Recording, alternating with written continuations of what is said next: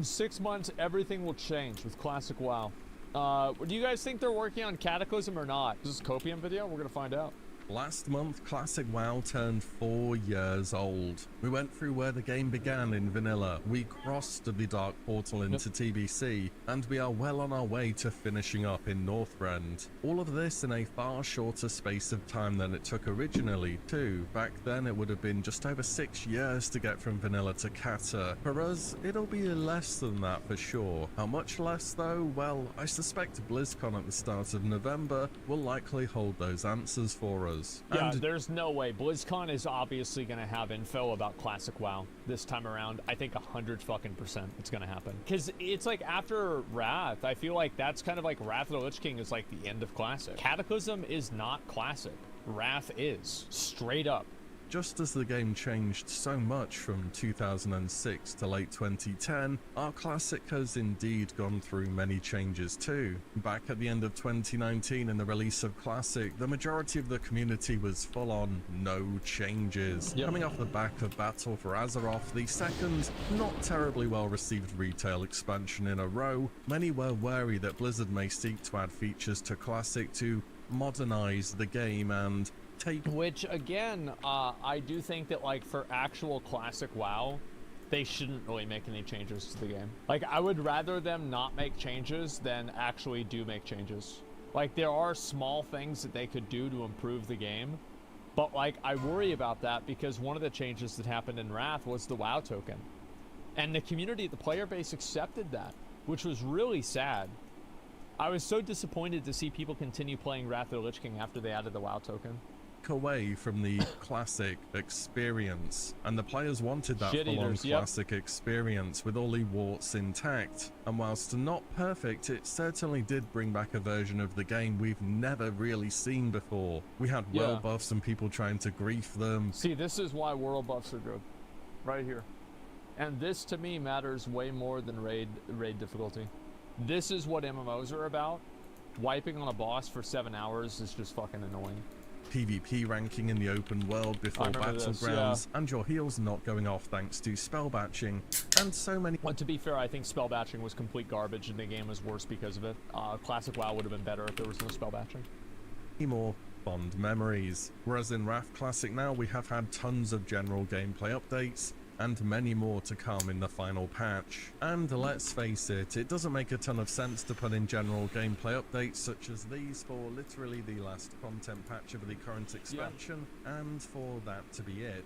We aren't going to kill the Lich King and then see a credit screen rolling saying thanks for playing, you beat the game, and then your character gets deleted and you have to go outside or something. This whole Classic thing, be it in expansions or going back to vanilla, really is the gift that keeps on giving for Blizzard. Then again, I do get it. For a bunch of people out there, it's already decided in your mind. The journey ends with Arthas. Yeah, that's how it was with a lot of people back in the day. Is it like after they beat the Lich King? Like the Lich King was the last loose end from Warcraft 3. Like we killed Illidan, we dealt with Manaroth, we did all the other stuff. It was just the Lich King was the last motherfucker that was still sitting there causing trouble. So, like, that was the main story arc. And yes, obviously, there were, like, other things, but, like, mainly the Lich King. So as soon as we killed him, that was it. The Lich King is the cutoff point for Classic. After all, you know what's going to be happening next in the game, don't you? And you know what? I remember how many times I read that people were stopping Classic after Kel'Thuzad fell back in vanilla, that they weren't going to be playing TBC or later returning for Wrath. And I don't know, I'm just saying, between Wrath at the moment, albeit quite raid loggy, and the new resurgence of Classic on Era and Hardcore, I reckon the player base is still in a pretty healthy spot. But as mentioned, vanilla to Cataclysm was about 6 years of the game's history. Next year is coming up to a massive 20-year anniversary for the World of Warcraft MMORPG. And as much as the perceived vanilla era of the game was absolutely an important part of its history, by now there is much more that's came after that than during. People will have started World of Warcraft. Yeah, I wouldn't really say that's a good thing, though. I mean, like, I remember that this dungeon, this is Well of Eternity. This was the patch 4.3. 4.3 brought in Dragon Soul, and Dragon Soul was one of the worst raids ever made. It was such a bad raid. Like, was there a single good boss in Dragon Soul? I don't even know. Like, it was just such a piece of shit. So, like, a lot of the later expansions weren't good. Like, I don't know. I think they just weren't really that good. Like, Mists of Pandaria was okay. Mist was like my favorite time in WoW. I was like prime gaming at that point. Like I was doing mythic raiding, like hard mode raids. I was like 2K rated in RPGs, 3s, 2s. I was popping off. That was like my prime was Mr. Pandaria. Like, you know, Cataclysm and retail WoW right now. Warcraft at all points through different expansions. There'll be people who started in the Dragon Soul patch of Cataclysm, midway through Warlords of Draenor, or even Battle for Azeroth, and for those players, that's when they actually got into the game. So they're probably going to look back well on those experiences they had then, even if the wider player base seems to think that those points in the game were bad for whatever reason. And if you know you prefer the more original vanilla feeling of the game, then that option is currently there for you. It's not like we're getting either progression past Wrath of the Lich King or content for vanilla. At the moment it's the best of both worlds, or at least it seems to be that way. And when I say best of both worlds is that Cataclysm seems to be happening based upon the large recent gameplay updates. And if you didn't know, Blizzard have already said they're working on a new seasonal server. Why am I on Wolf Form? I would be okay if they did Cataclysm, but like I would play it. I mean, of course I'd play Cataclysm, sure. But like I really want to see Classic Plus or some sort of modified version of Classic. Because like, this is the kind of gameplay that I want to see. Right here. This is it. I don't want to have the bullshit, like Mists of Pandaria or whatever. I want simple, clean, honest gameplay. That's it. To be honest, what sets Classic apart as a game when compared to any other expansion at the moment feels as though that's the reason why it's currently seeing a huge surge in players. The reason why Classic has a lot of people playing it is because it's an actual MMO and not a menu screen simulator. It's a game that does not start at the max level. There's not 17 different microtransactions you need to buy in order to be competitive in the game. Let's be honest, there's like a million reasons for this. Like, Classic WoW is, in my opinion, I think it's the best MMO ever made. I think old school RuneScape's better. TDC and Wrath as that original timeless trio, but having played and replayed them now, vanilla really has started to show itself standing out more and more. Yeah. Not Pattern nor Wrath, nor even TDC had the... Like, I didn't really play Wrath hardly at all.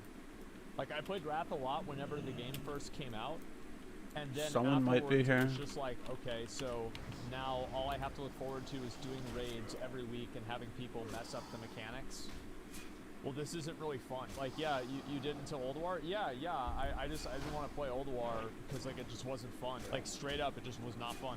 Same gameplay structure as Classic, and that structure is the main reason a lot of people are going back to it right now. As cheesy and overstated as it is, it's all about the journey, not the destination. Also, like, I've got to tell you, I think a big reason why Classic's popular is because it gives brain-dead players good loot for doing something that's not that hard. That's why. That's a big reason. Like, the raids in Classic are popular because they give really good loot. There it is. It's popular because it's easy. And I know people don't want to hear that, but that's the truth. Has really been cemented to me as a big reason why vanilla does so well when compared to expansions. During expansions, the content really begins at the previous expansion's level cap. All that leveling that takes place before is kind of just a hurdle that Blizzard keep accelerating. Someone is here. Experience needed, making Elite Zone less dangerous, the heirlooms, the LFD, the list goes on. In Classic, you start at level 1 with next to nothing in your Sea of Corruption was so OP in Burning Crusade. bag. There's no idea that you are the hero or there to save the world. You are sent out to deal with minor, trivial problems, to deliver items, to report news. Gradually you work your way up the levels and take on larger threats and do things which are worthy of merit. But even in the face of some of the largest challenges the player faces, There's always the idea that you are a smaller part of something bigger. In later expansions, there might have been a quest to go and defeat Cthulhu or Kel'Thuzad, and for you to be rewarded after having done that. In vanilla though, you defeat them, and then you get an item which you can turn in for a reward. Oh, I can it's just... a small difference, but it's details like these It's a which cone matter. And in cast, some ways, so for me personally, does it... it's almost I'm gonna have to test vindicating that out after for all this this time stun to here. see I can just something walk centered behind around it. leveling, such as hardcore, Huh. being so popular. Well, that's because leveling is probably the best content in Classic WoW.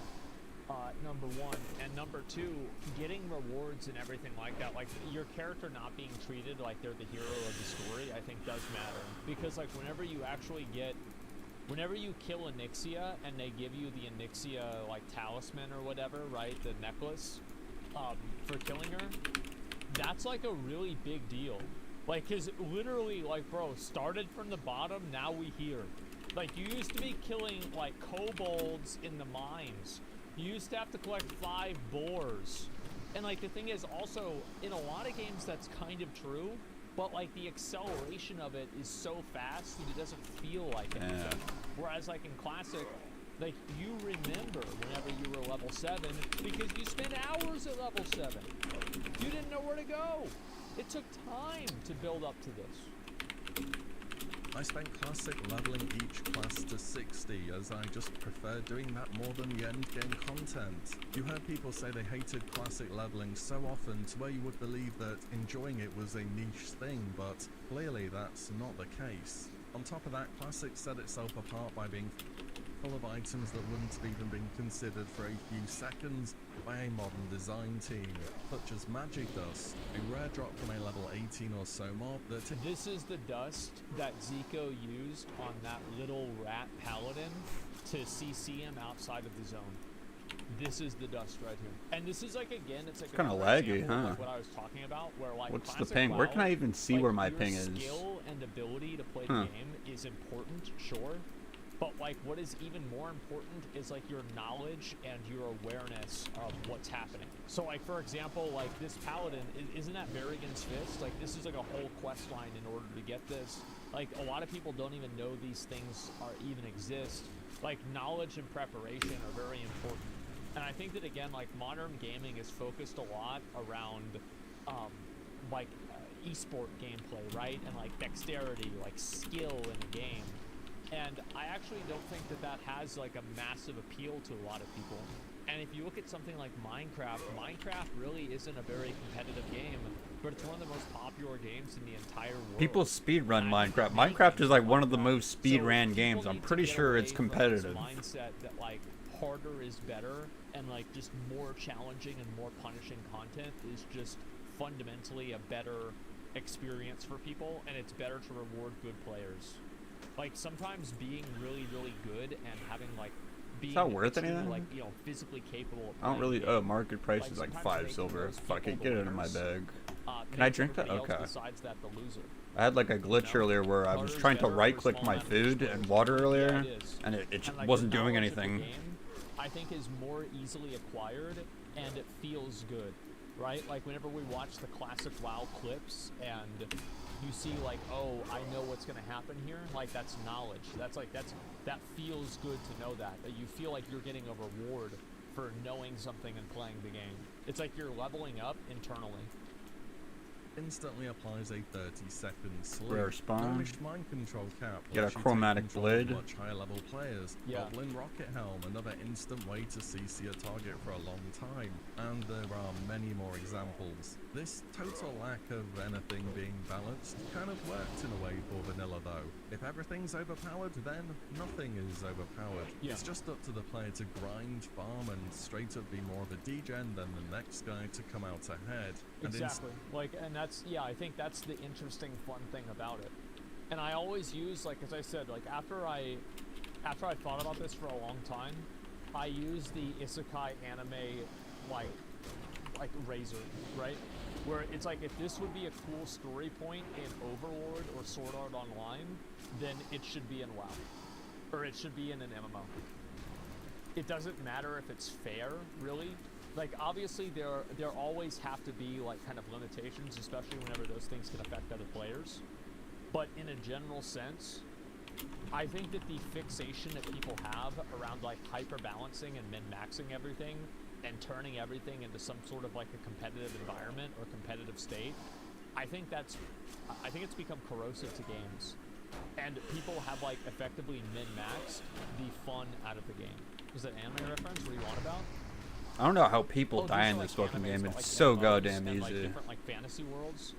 So like my point that I'm making with that is that these animes are really popular. A lot of people love this.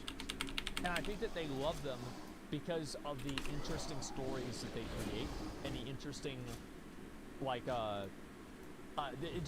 paradoxes that happen, right? So when a video game emulates those paradoxes, it's kind of like it's like life imitating art, imitating life, which is fundamentally what's happening, right? Because like you have a video game that's imitating a show that's imitating Chromatic Sword again. But like, why is that happening? It's happening because that emergent player behavior that's created by weird systems and weird things like that matters a lot more. So I don't think those shows would be so popular if there wasn't some sort of like internal truth that the shows have that is compelling for people on like a personal level. Does that make sense? If you had the exact opposite opinion a year ago, it's fine to change your perspective. It's great to see your 180 on min-maxing, compromising live service environments. Okay, what did I say a year ago? The opposite? A year ago you said min-maxing was not something worthy to complain about, ruining in-game experiences. That's true. You shouldn't Bro, moron. designing a game Elevator versus bus. a player thinking that that's going to impact their personal experience are two different things. Do you understand? Oh no, he turns with me. Maybe I'm not remembering it well, but it's a big change in perspective. No, the change in perspective, like, so there's the perspective the player needs to have going into a game, and then there's the perspective the game developer needs to have going into the game. And also, like, Classic WoW is already a known entity. So, like, having things that create massive imbalances in games, I think that also, like, they become issues whenever only one person has access to them. Whenever one person has, like, unequal access to something, then it can be problematic. Some way, that's very much what MMOs are all about. But as Classic has progressed, the Blizzard has started to become more hands-on with their changes. Oh yeah. Back in Vanilla Classic, I remember there being a community uproar over changing water textures. There was even someone who made an add-on emulating what the LFD... Which, by the way, I thought that was a mistake to change water textures because the juxtaposition of the higher resolution water textures make the rest of the world look bad. That's why I thought they shouldn't change it. I actually was against changing water textures. Who gives a shit? It's Classic WoW. None of us here are playing for the graphics. Blizzard added new restrictions to the add-on API to prevent things like it from working. In fact, the blue post where they said they'd be doing this is probably the most upvoted blue post I've ever seen. Whereas nowadays in Wrath Classic, among other things, we have cross-faction battlegrounds, class changes, major gameplay updates such as the Titan Rune dungeons, account-wide collections coming next patch. Oh, and the WoW token too. A lot has changed in Classic since 2019, both at Blizzard. I will never take a game seriously where you can buy gold. Like, I think that the moment that you can buy gold, like, all integrity of the game goes out the window. Like, whether that's Lost Ark or World of Warcraft or whatever. Like, RuneScape has that, but I mean, if you're an Iron Man, I used to get the idea doesn't matter. To Wrath Classic were the classic games, and beyond that, things changed significantly. But I think nowadays that line of there being a before and after for the classic version of the game just isn't as clear as it used to be.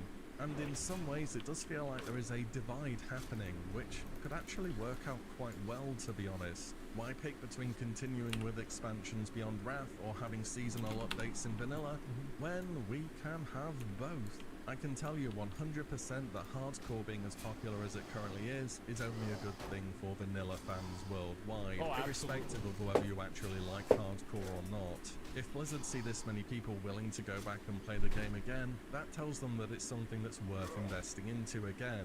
And at the end of the day for Blizzard, a sub is a sub, whichever version of the game you are on. As for the prospect of moving forwards into Cataclysm, I still maintain the first raid tier, that being tier 11, so throw another 4 wins, That was a very good tier. Somebody says, would you not say it's better to buy from the company itself instead of a third party and risk an account ban?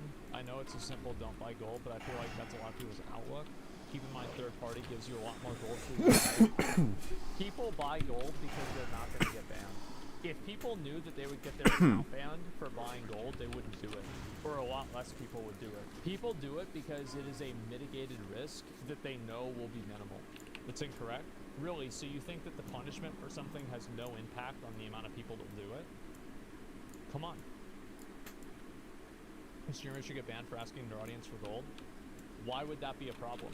Like, I understand, like, yeah, I don't understand, like, so what, let's go ahead and see, so why do you think that should happen?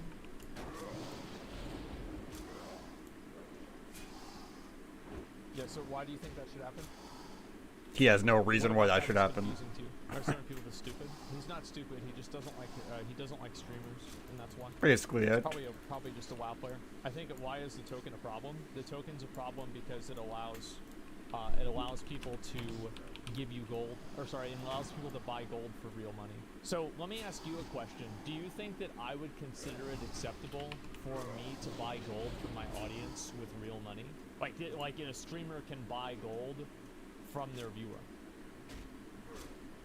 I just don't see a difference.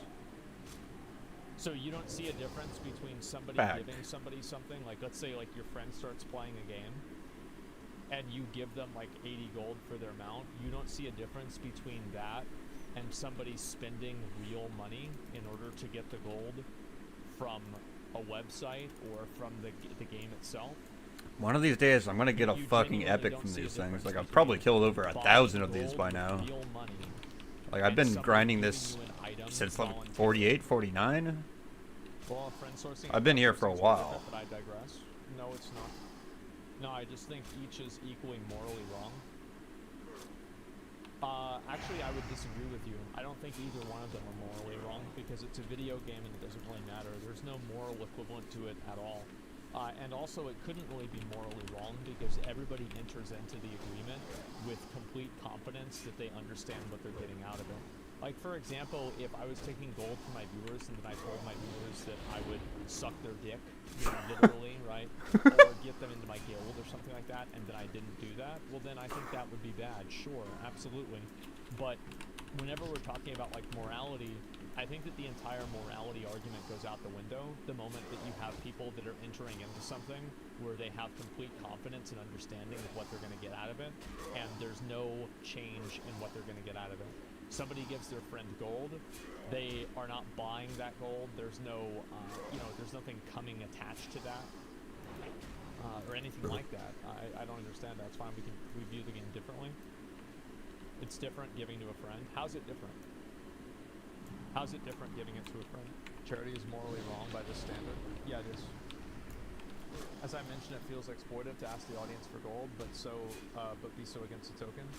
Why is it exploitive to ask? So is it exploitive for people to beg for a carry for Dire Maul? Like, let's say there's like a level 5 in like trade chat. So do you think that you shouldn't, like a level 5 or level 2, you can't zone into deadlines at 5. Let's say you're level 12. Do you think it's exploitive for a level 12 to ask somebody for a carry through deadlines? Not really. Wouldn't hurt. I mean, not like that. People would even give them a free carry. I mean, unless they're feeling good. Fine. But I'm just saying, do you think that's... I mean, I've been bored sometimes, and I've just like ran people through RFC just because I could. Because most people have devil's advocate stances that they don't actually even believe, but they're just saying that because they want to argue. I'm not interested in an opinion that somebody doesn't really have. Yeah, I don't care. And I think that, again, you having a devil's advocate stance means that you know that you're wrong.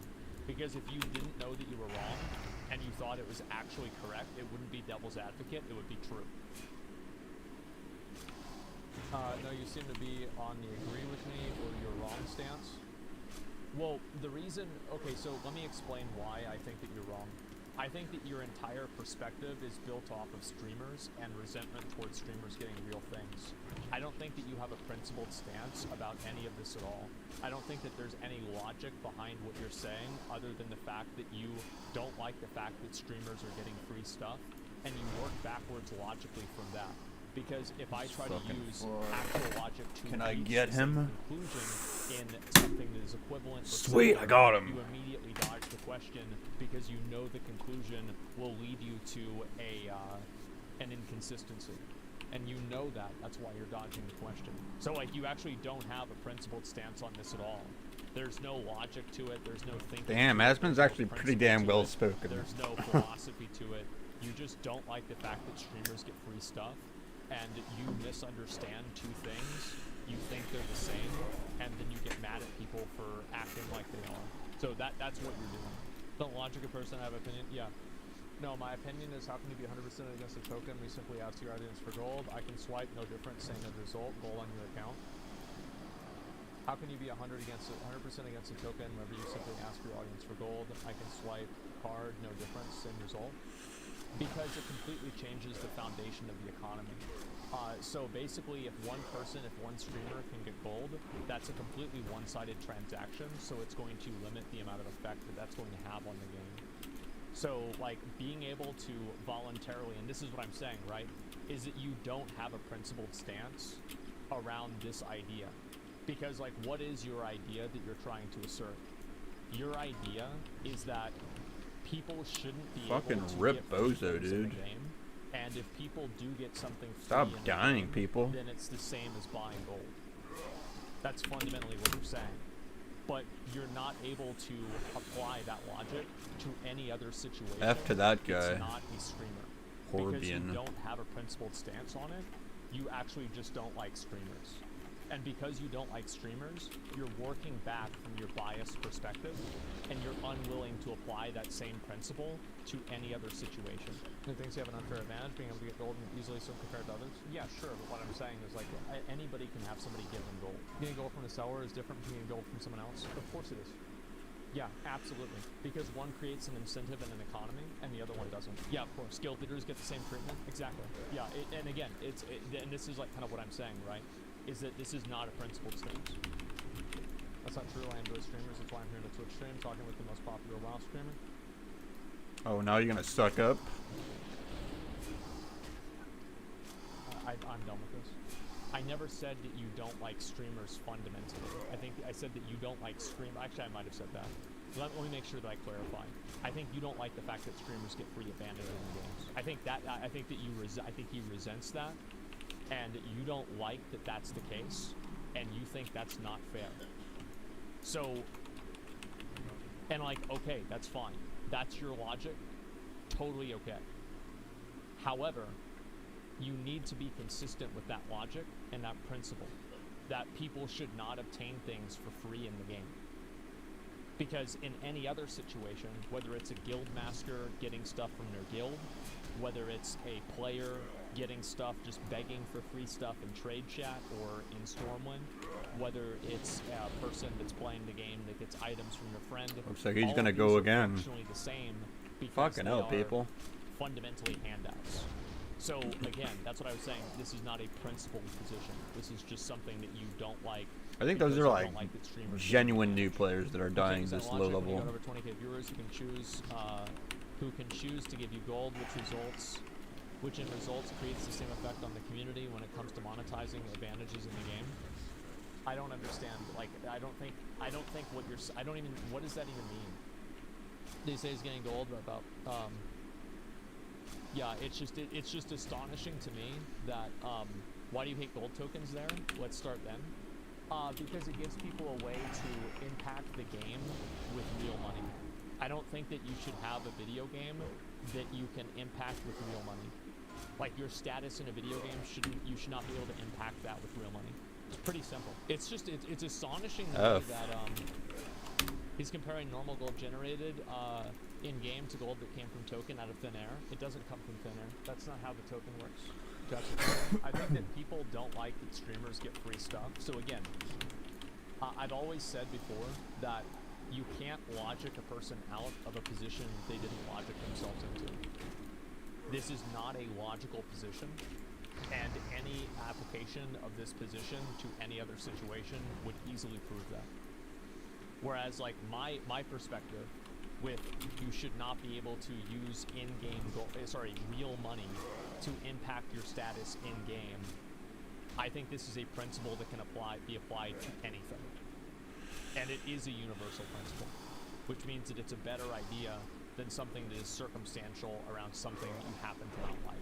I can go back and forth about this, but that's generally what it is. You can't see why real money and real life clout can be equivalent. Of course not, because they're not equivalent. They're just simply like money and clout are just simply not equivalent. No, they're not. You're saying the WoW tokens are supreme Gucci of the game? Yeah, I mean, I just don't think they're good for the game. Yeah. Are people attributing what you said to you asking your stupid viewers for in-game currency? The reason why is because there's a lot of dumb people who see somebody like me, who I'm pretty confident about the opinions that I have, and it makes them angry because they're stupid. So they try to come into my chat, and they think that I'm, like, having a misunderstanding of something, or I'm being, you know... This is basically me, but anytime I have to, like, argue with people like, Shaman Tank. Mad about what I'm saying. Like, that's why. And so they're trying I'm like, well, I already have proof of me fucking doing it throughout the last few years, so I don't know why you're still gonna... He's like, nope. He's like, just don't want to be wrong. Only a moron does this. So, big surprise, they're not going to have any common sense or any logic behind what they're saying. I mean, I think that, like, okay, let me read a couple more of these. It's fine. Look at any celebrity and all free shit they get for being famous. Not trying to do that. That was conversation. Again, you're still... I'm not going to waste my time with this anymore because you are unable to apply... Is that one of ours? Shoot. Because you don't have a standard, you have a bias. Let's move on. Twilight and Blackwing Descent is the best opening raid tier of an Damn, expansion. I was the only one that gave this guy a GC in chat. My personal favorite Feels bad, man. I'm going to disagree with Willie here. As somebody who raided in tier 11 and killed Sinestra, I actually think that tier someone's 11 here. was really bad for the game. Or I think they just came in and then they're like, oh no, this is a cave, I'm going back out. That's why so many people quit the game. We had like a massive pugging scene in Wrath of the Lich King, and tier 11 raids were so hard. What ended up happening is that a lot of people ended up quitting the game because of how hard and how punishing they were. So like you can say about, I love tier 11 too, but I would never want to see another tier 11 tier. Tier 11 was great for me because at that point, like I was in college, I was playing the game 12 hours a day. It didn't matter what I was doing. You see what I'm saying? Lands was also very highly rated by many players, but then we get to Dragon's Soul and people don't like Dragon's Soul. Maybe it's the end of tier raid letting the whole expansion down, when typically... I think tier 11, it's really disheartening to see. Yeah, people aren't happy about Dragon's I want Soul, people to level up so we can all be doing like high level content. It's like, it's rare for me to see fucking like ST or anything like around my level, like not much mirrors or STs. I think that's what I can do right now. The end of expansion raids so far have all been I mean, I could still do Zul'Farrak, but it's like I don't need anything from there. It's just mainly for experience, I guess. I could do some of the first few like bosses at the start of BRD. Maybe that's where the difference is. When everyone's in that final tier, that's when the biggest payoff comes for your character in terms of power during the expansion. Anyways, the point is with options of having both versions of the game, there could be a world where raiding content mainly takes place on the current expansion, but those longer term goals in terms of leveling characters can take place on vanilla realms in between this. In fact, with classic hardcore having come out recently, I think really people do like having the like hardcore like WoW leveling stuff, but I actually don't think the raiding type stuff is really all that popular. I don't think it's that popular, and like you can look at how retail WoW has like just gone down. Look at how few people raid in retail WoW. It's because the process of raiding just really isn't very fun. And I think a lot of that's because of Blizzard. That's pretty much exactly what I've been doing. I mean, running Ulduar for Flare of the Heavens, which just never exists, and doing Trial of the Grand Crusader is not the most thrilling content at this point in time, but it doesn't take that long, and I definitely want to do ICC on 25 Heroic. You've got to gear up for that. Though there were many changes with Cataclysm that people don't look back on too fondly, such as the old world revamp, it appears as though vanilla, in some capacity, will still be there, just on a different part of the Battle.net launcher, and that just seems like a good thing to me. Also, who knows, when we were going into Wrath, Blizzard removed the LFD from the game. They even made a point to announce it straight away, as I guess they thought it was going to be a super easy win, and then the players went, hey Blizz, where's the LFD? LFD put it back in the game for over a year straight, and now we're getting it in the final patch of Wrath. Well, the reason why LFD, like, you shouldn't need looking for dungeon. You should not need it. But the reason why people do need it is because there are a lot of servers that are dead. Whereas in Wrath of the Lich King, whenever they added it, it wasn't needed because the servers were growing at that point, and there were active economies and active cultures in a lot of servers. But like now, like servers are super one-sided, a lot of the PvP servers are, so people literally can't play the game. So it's just, it's an apples and oranges comparison. It ruined guilds though? I don't know. I mean, like, I think like retail WoW, unironically, has a pretty good design of the dungeon finder. Because like anything important, you don't use the dungeon finder for. You can use the dungeon finder to do a heroic dungeon, but heroic dungeons have no consequence and don't really matter. You can also use the dungeon finder to do like, you know, the seasonal events, right? Like a Hoon or the Headless Horseman or the Brew Fest event. But you can't use it to actually do mythic raids or mythic dungeons. So I unironically think retail WoW has the best dungeon finder. Because all of the important content that's meaningful and challenging, you have to make a group bespoke for. I really wonder if this is going to happen again with LFR. Cataclysm raiding is a step up, you know. If those participation numbers drop enough, Blizzard might feel it's time to put this system back in the game during Dragon's Soul. And if people ask for it too, well, who knows what could happen.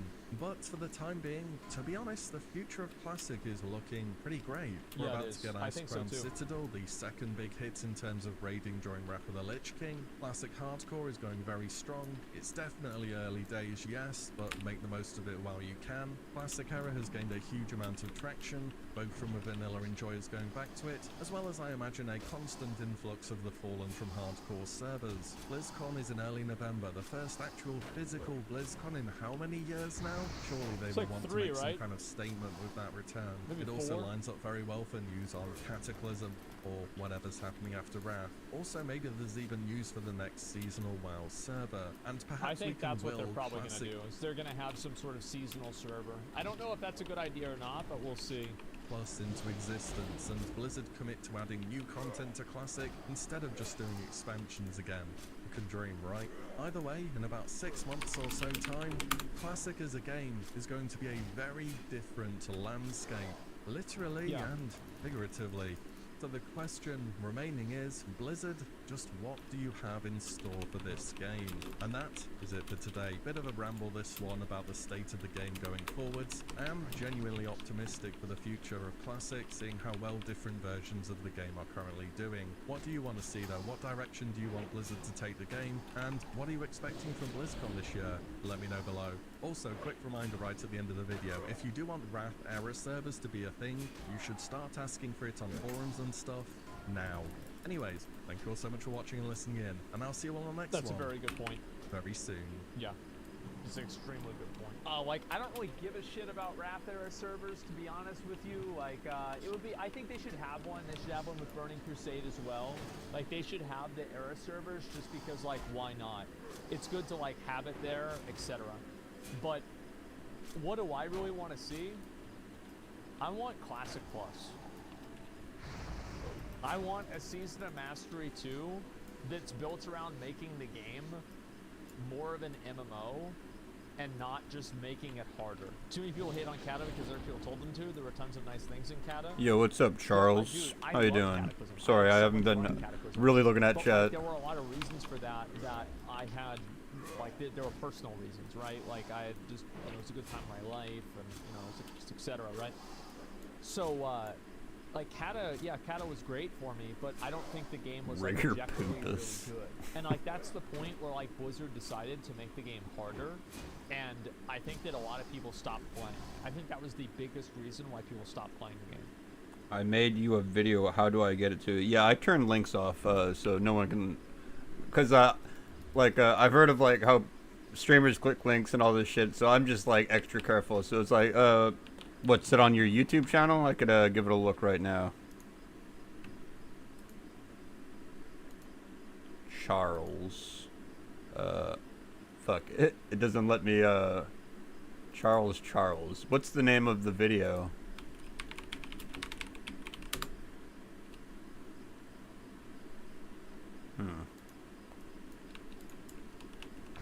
Like, if it's on YouTube, I'll just look up the title. I should be able to find it.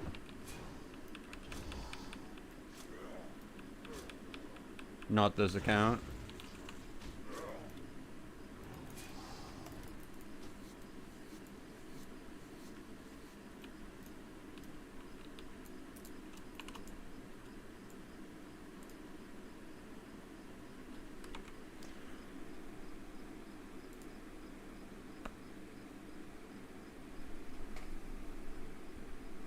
Killer realizes victim solved her own case. I'm not gonna play it. Now I feel like when it comes to Wrath, but let's hear this. Focus on 25-man raiding, and that's absolutely the way to go because a Metal in World King, record clone hero comes from 25-man. So even though 10-mans we do, whether it's for emblems or there's that odd piece of bisque gear that comes from 10-man hard modes or 10-man heroic, but the majority of the time, most people's focus is on 25. ICC. Is it like by this guy called? This is like oh, I see. I'm like in the background or something. Shout out Hardcore Classics, best Shaman Tank, Ponage variety. Hey, thanks. The metal. Oh man, I was really drunk on this. I'm pretty sure I even fuck up some lyrics where I was like, it stays.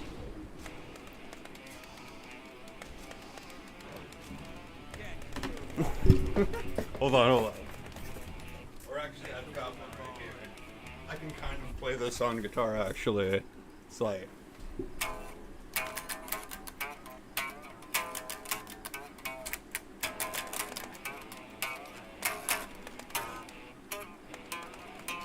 That's out of tune. But yeah, something like that.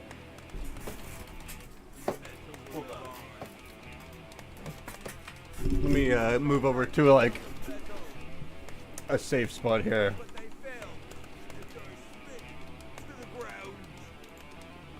Hold on. Whoops. Let me find the window capture. This one right here.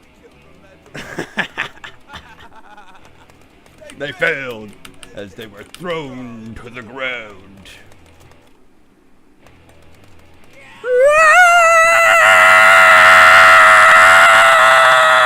Yeah!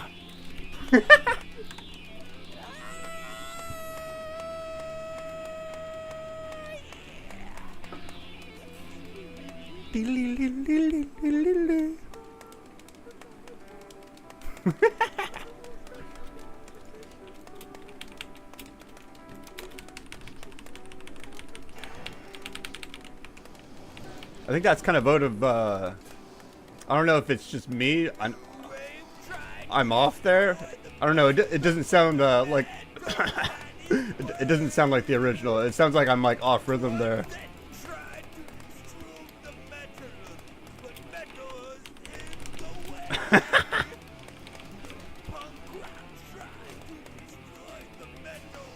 By the way, did you not miss a note here?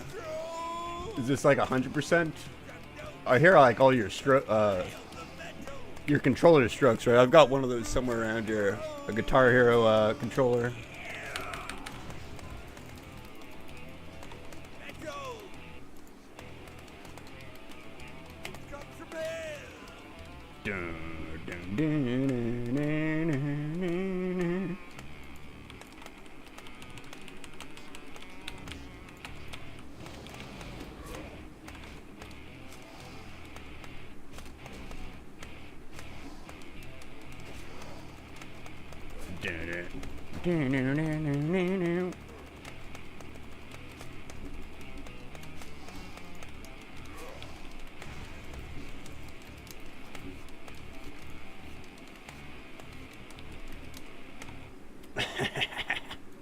Sick, dude. I like that. I like it. I think that's the first time someone's like edited me into their video or something. Grabbing a beer. Hold on.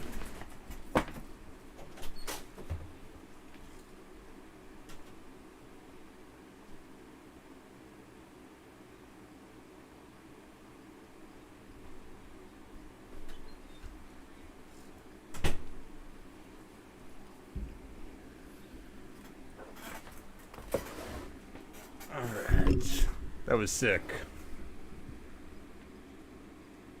I'm not the best. A good sport. Cheers, my friend. It's probably synced improperly. I am new to charting. 98%. Still pretty good, dude. That's like on expert difficulty, I'm pretty sure. Didn't sound like hard.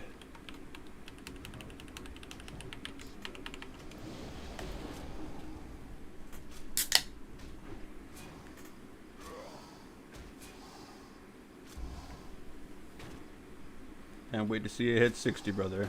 That'll be a while. Like, I had been laying off some quests, but I mean, I think maybe after I get my engineering to 300, I'll start doing some hinterlands quests. But I mean, like, I'm slowly leveling here as I'm killing these basilisks anyways. So it's like I'm getting gold and experience doing this, but it's like really like a resident sleeper, as they'd say on Twitch.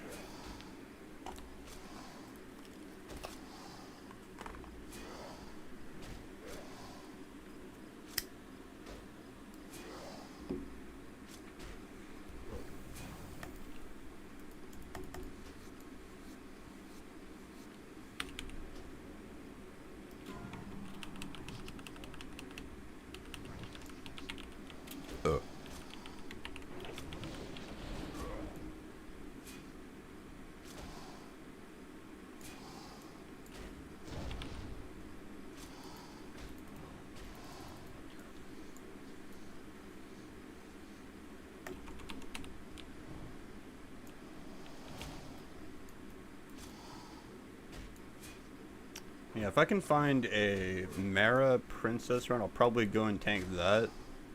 And let's see. I'm not so ready to tank which calls it Sunken Temple, because I know the last boss is 55. I want to be at least like 56 before I do Sunken Temple. And have like an off tank to like once I get slept, it always happens. The off tank just taunts the dragon, then it's like a clean last boss kill. At least that's my strat for it. Like, that's the main deadly part of that entire dungeon.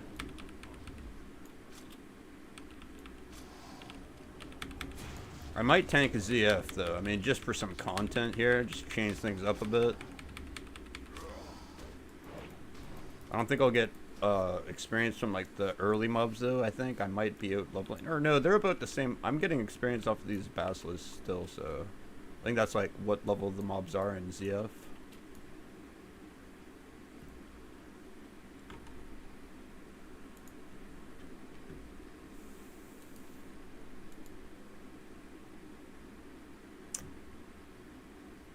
Let's see, what can I listen to like in the background here? I like having someone like something in the background. Sometimes I'm just not in the mood for music, but let's see, what do we got here? Game theory. Okay.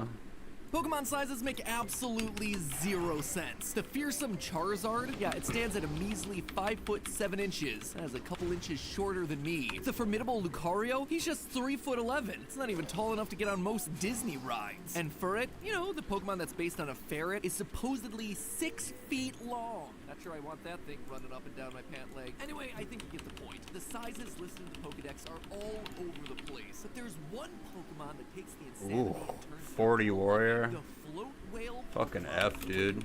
For 2 decades, this guy has sparked fan rage. So much so that it's even spilled into the realm of a full-on academic paper. And all of it stems from one simple question. Is Wailord lighter than air? Seems like a weird thing to be asking about your 47-foot-long whale, right? Wrong. Once you look at the rest of the numbers, you see how this has become one of the most controversial topics in all the Pokeverse. So today we're Wailord? gonna be coming up with a definitive answer. Has the internet hit rock bottom, or is everyone else, including this Pokemon, full of hot air? Hello, Internet. Welcome to Game Theory. Where today I missed the intro he had from like when he first started doing game theories. Where it's like I am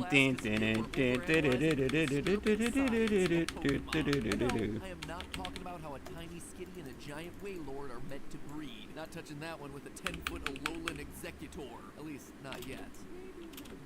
Nope, today I'm talking about the fact that Wailord is light. Like, stupidly light. As I mentioned in the cold open, Wailord's Pokedex entries confused fans since it was first introduced in Gen 3. You see, Wailord's weight is listed at 877.4 pounds, or about 398 kilograms. That's no doubt heavy, one of the heaviest Pokemon in the entire series, but it is comically light when you compare it to your typical whale. Blue whales, the thing that Wailord is based on, usually weighs somewhere between 290 and 330,000 pounds, or between 130 and 150,000 kilos. Practically 350 times the weight of your standard Wailord. So these guys are heavy, but not too heavy, you know? However, where things get controversial is when you factor in Wailord's other measurements. Wailord's quote-unquote height is listed at 47 feet, or 14.5 meters. He's massively big for not a lot of weight, prompting many fans online to speculate that Wailord may in fact be the lightest Pokemon in all the games relative to his size. Some have even gone so far as to say that Wailord is so light, he's literally lighter than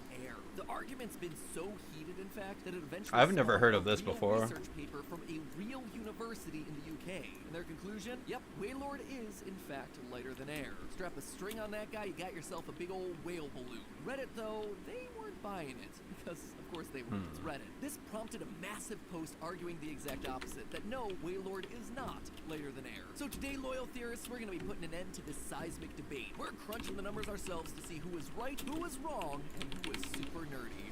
It was all of us were super nerdy. Will Wailord be sailing the seven seas, or floating amongst the clouds like a Thanksgiving Day parade balloon? Ladies and gentlemen, it's Morty time. Leave your theories in the comments below. I'll pick my favorites in the next episode of Morty.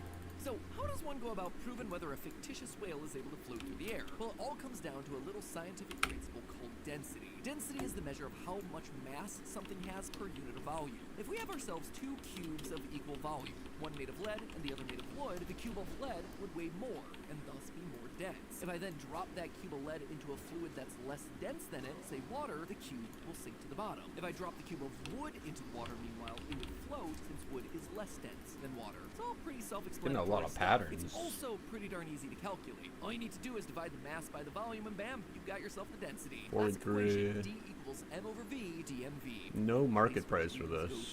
So let's just take Alright, CB, I'm gonna fucking vendor that shit.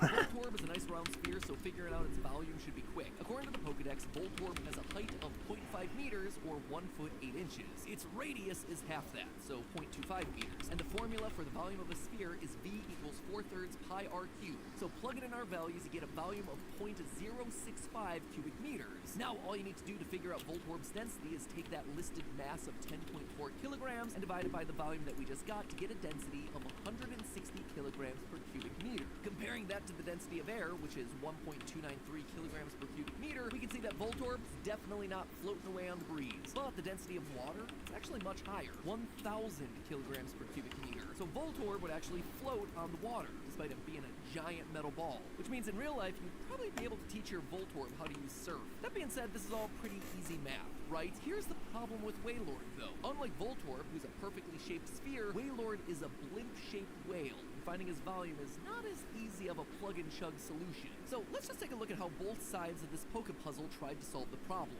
First, there's this paper written by William Farmer, a student at the University of Leicester who wrote an undergraduate research paper in the school's Journal of Interdisciplinary Science Topics. I gotta say, love the fact that this debate's been going on for so long that the kids who used to argue about it on the playground are now old enough to write their own published research papers about it. Truly, William Farmer, you are a man after my own heart. If you're looking for a job, feel free to apply for theorist script writer. Anyway, he calculated Wailord's size using pixel measurements. Theorist script writer, huh? And he used a cylinder to estimate Wailord's base shape, claiming that the overestimates here, these empty parts where the cylinder is bigger than the body, those would help account for the parts that stick out, like his tail and his fins. The volume of a cylinder amounts to pi r squared h, so pi times the radius of the cylinder multiplied by the cylinder's height. So with a Wailord cylinder height of 14.5 meters and a radius at 2.855 meters, he figured out that Wailord's volume would be around 370 cubic meters, making the density 1.08 kilograms per cubic meter, which is lighter than air at 1.293. So, case closed, right? No. You see, despite this coming from an academic journal, the paper makes a lot of assumptions about Wailord's shape and volume. and this got Reddit eager for a more precise solution. This post comes from the R Pokemon subreddit by user PetscottMiju, who also used pixel measurements, but this time refined Wailord's estimated shape. Instead of just reducing him down to a simple cylinder, they instead decided to add a hemisphere to each end of the shape. That way they didn't need to explain away as much empty space. They also recognized that pixel measurements tend to be slightly inconsistent across different games, so they tried to correct for that as well. This led their estimate for Wailord's radius to be smaller, 2.2 meters as opposed to 2.8. Their cylinder length then was 8 meters, leaving about 2.1 meters on each end for the tail and the head. In total, this refined equation where they added up the volume of the cylinder and two hemispheres gave them a significantly smaller volume, only 166.24 cubic meters, less than half what the academic paper had proposed. Divide Wailord's mass of 398 kilos by 166 and you get 2.39 kilograms per cubic meter, which is nearly double the density of air and a vastly different conclusion than the academic paper. With numbers like that, your float whale Pokemon here ain't floating anywhere. So which is right? Well, off the bat, the Reddit approach seems to be the more accurate method. While both options are assuming certain parts of Wailord's shape, the Reddit one is taking precautions by doing multiple calculations to account for the nuances of both his shape and the differences in pixel measurements across games. I gotta say it, my friends, I am on Team Reddit for this one. But you guys know I'm not going to just leave it there. These calculations, they're not perfect. Between its little grooves, its crevices, and the giant fins and tail, there is no perfect shape to truly describe what a Wailord is. It's not a cylinder shape, it's not an ellipsoid shape, it's just a Wailord shape. This is where our two density debaters get into trouble. But what also complicates things is that the scale of Wailord has never been consistent. Since Wailord is so much larger than just about every other Pokemon in the game, it's always shrunken down so it can fit within the confines of the Someone's system, died in a bit. battlefield, or the screen. That's good. And with Wailord being so large, any amount of estimation error gets exaggerated to become a whale-sized problem. Oh, no. Without factoring Never mind, in I that jinxed it. consistency, who knows? Might Fucking include ripped this something guy. insane, like saying Wario is 10 feet tall or some ridiculous like that. As a result, my dearly beloved pixel measurements, they might not be the best tool to give us the most accurate numbers in this instance. So, how do we get the most accurate results and settle this debate once and for all? On the wise words of Patrick Starr, We have technology. since the release of both the Reddit post and the research paper, Wailord has made the switch to the Nintendo Switch with Pokemon Sword and Shield. In the Isle of Armor DLC, we finally get to see Wailord in all his blubbery glory, just as Arceus intended, which means that we finally have access to a full 3D model of this Pokemon. No more pixel measurements based on weirdly angled sprites required. This means that we can take this new 100% accurate 3D model and import it into a 3D modeling program like Blender. While this program is typically used for creating 3D models, it also allows you to do things like measure the volume of your, or in this case, Game Freak's creations. Therefore, as long as we have the proper scaling figured out, we can use Blender's built-in tools to get the exact volume of a Wailord. No estimates required, including the tails and fins. Now, up to this point, everyone's been using Wailord's Pokedex height to measure his length. It sounds confusing, but this is actually a common quirk amongst the Pokedex. Sometimes it means vertical height, but other times, especially when you're talking about long Pokemon like Wailord, it means length. But just to make sure that we didn't get the math wrong, I wanted to be extra careful. So I took a look at every depiction of Wailord that we've ever been given, like the size comparison tool from Generation 4, or the player character standing next to Wailord in Sword and Shield. Given that the trainers in the series are usually around 5 foot 4 inches, there's no way that Wailord's 47-foot height in the Pokedex could refer to anything other than his length. So, with that one settled, I was able to make sure that our Blender whale was scaled correctly. And by creating a mesh for him, we can use Blender's volume calculator to tell us that Wailord has a volume of 182.8557 cubic meters precisely. No estimates, no assumptions, that is the exact number. From there, all we have to do is divide Wailord's 398 kilograms by his volume to get a definitive density. Drum roll, please. Really, that's the best we got? Gotta admit, I don't know what we gotta do at this point. I'm perturbed by the lack of a solid drum roll, Yossi. Fix it, man. Pull out all the expenses next time. I want a drum roll that will melt minds. Promise? Yossi, I put you in the shaving episode, so you better promise me. Thank you. Where was I? Oh yeah, his true density. Wailord's true density is 2.18 kilograms per cubic meter, which means that I can now say without a shadow of a doubt that Wailord is not. You fell to lighter death. than air. He must have Even if fell you off the include Zeppelin. Wailord's tail in the overall calculation, it still wouldn't be enough to get him airborne. And honestly, all this checks out. Wailord being lighter than air would have broken the other information that the Pokedex tells us about him. Wailord's Pokedex entries going all the way back to Sapphire tell us that Wailord can knock out prey by the shock of its splash, which, you know, is going to be pretty hard hard to do when you're so light you can't even hit the water. So there you have it, my friends. The debate is finally squashed. Wailord is not lighter than air. Reddit was right. Not completely, obviously, but their conclusion was pretty darn close for an estimate. I guess we'll just have to leave floating off to the sky to Team Rocket.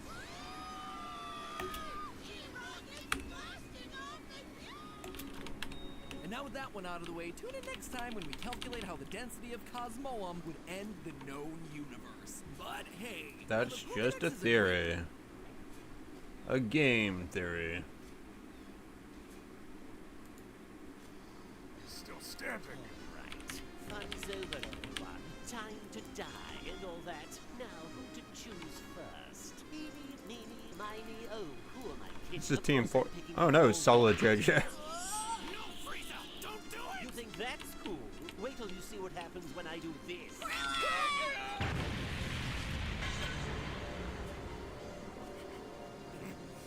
are you doing now, monkey? Does that upset you? Oh, someone's here. I saw like an arrow shot. I think there's a hunter like right up there. I'm sorry, you quit? Just like that? I don't quite follow here. Goku, you can't just give up. Hey, I love to fight as much as the other guy, but you saw what happened to Krillin. I mean, he used the Force or something. That's where I draw the line. Can't be I mean, serious. before I totally could have seen us having like a 20, 30 episode roll, but I don't really have an answer to that. I mean, he's got the Force or something. Why? It's just how I was raised. Listen, boy, in your life there will be many hurdles in your path, many obstacles that seem impossible. You must never surrender.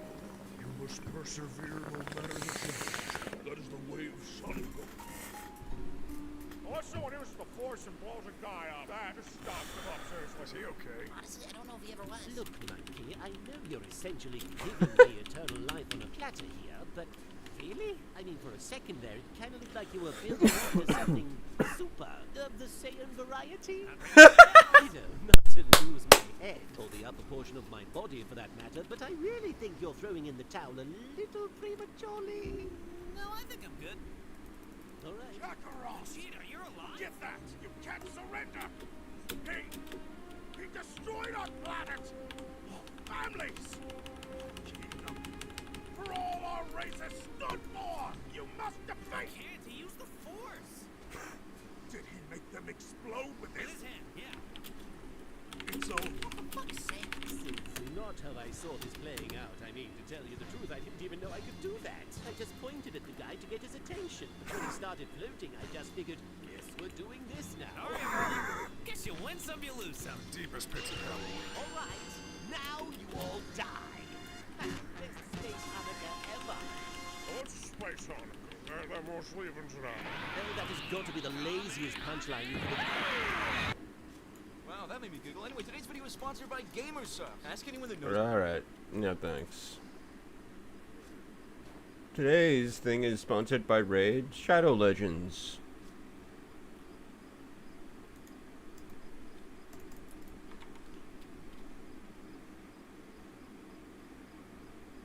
Alright. I can listen to DeFran fucking destroy people on May. How you guys doing? On the friend, 2016, the friend.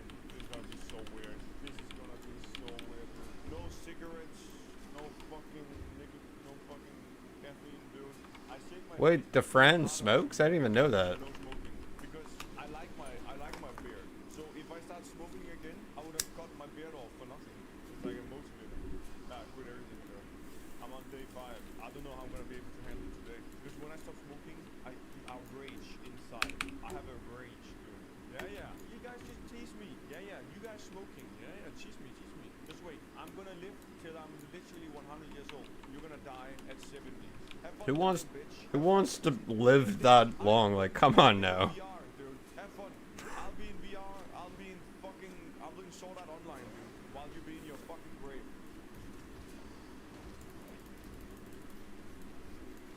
That was an amazing one. Where's my tank? I'm solo tank, dude.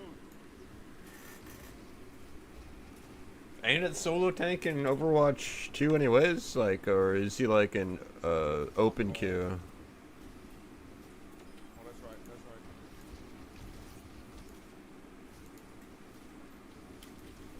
It's probably just here for eyes, honestly.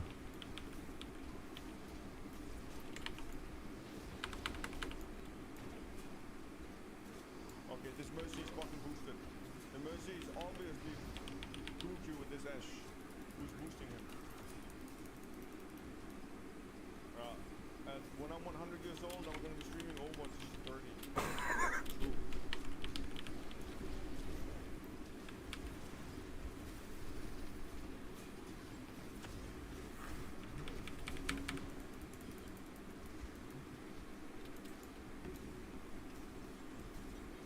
Man, I heard they're bringing back 2CP to the arcade for Overwatch 2. I kind of miss Hanamura, and there's a couple of 2CP maps that I miss. Like as Lucio.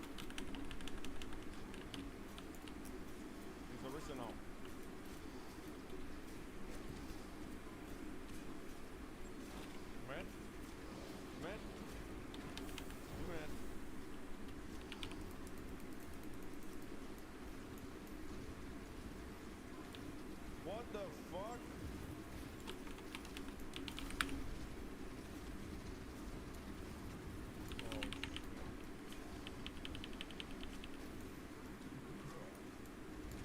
Help!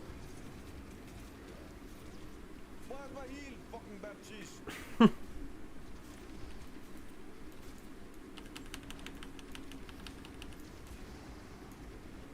This Crystal Flash is dumb. Like, I can't kick it, and I can't ground it either. It just happens.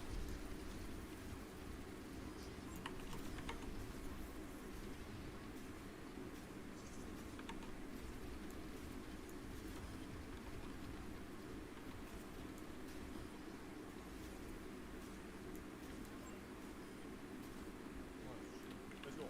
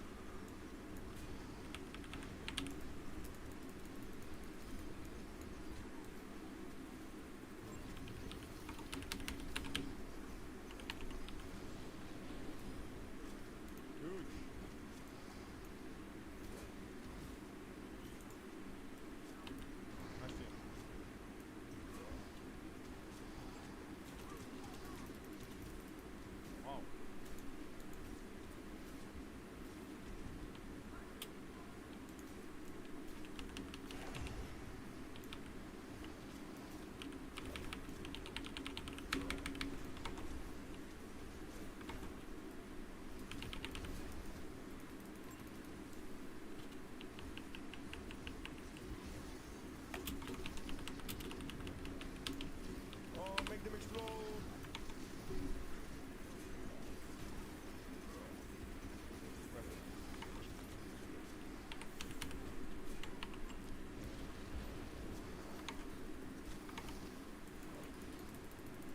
This guy's playing Fortnite. That joke's old. He's said that like at least 3 times by now, where both Mays put the wall up.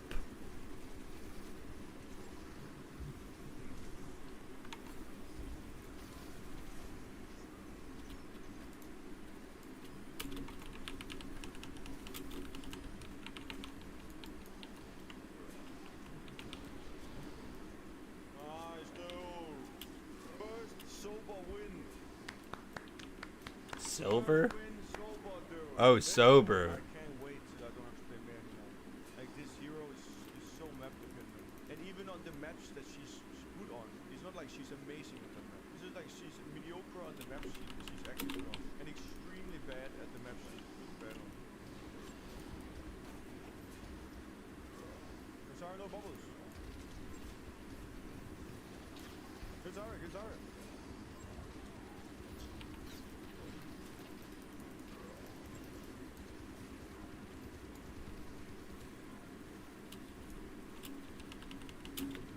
So fast, dude.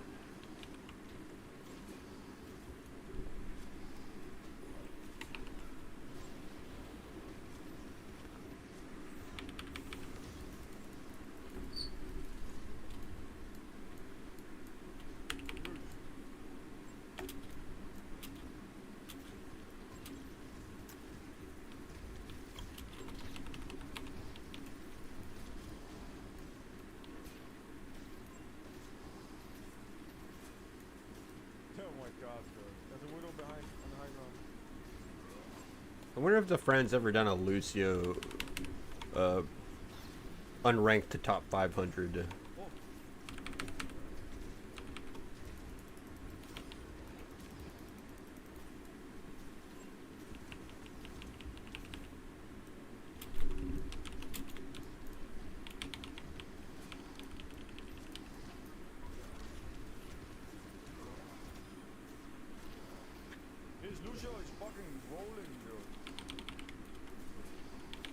Is that Frogger? No, Radiator.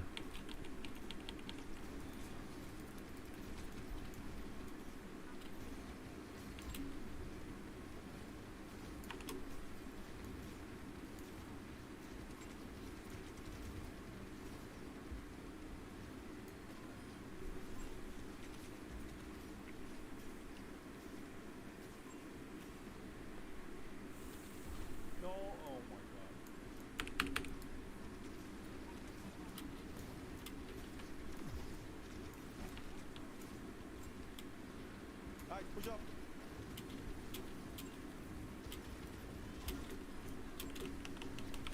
Massive.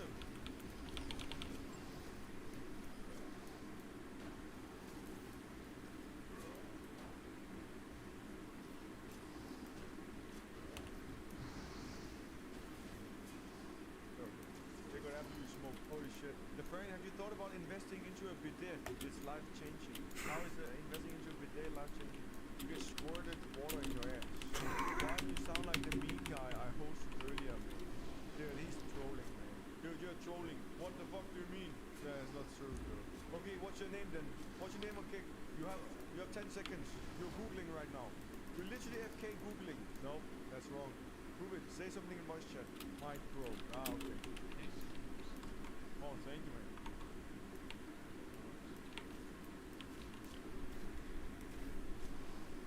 No, it's not heard, though.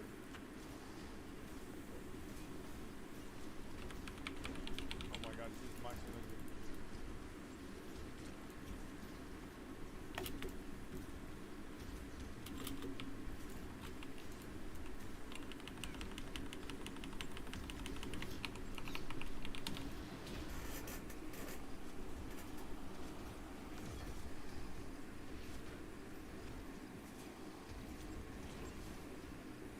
I should get that bulletin board add-on.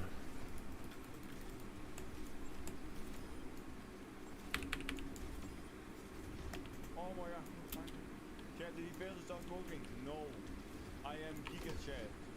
Omega Giga Chat. Man, I might stop smoking as well. I'm on my last pack and a half. But then it's gonna be hard. Cause like, I'm also an alcoholic.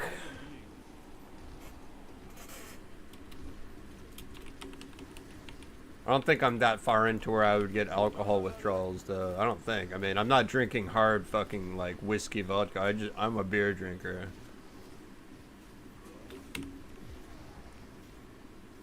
Oh my god, this piece of shit! Holy fuck, man. These Majoras, dude. I mean, that was bad aim by me, though. That was bad aim by me. This guy probably thinks he's so good at the game. He probably thinks he's so good at the game. No. He's not. He's fucking trash.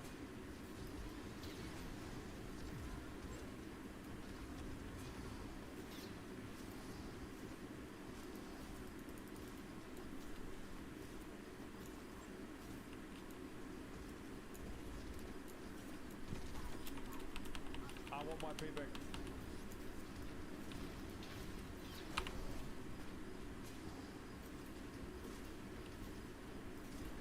Where's that DPS?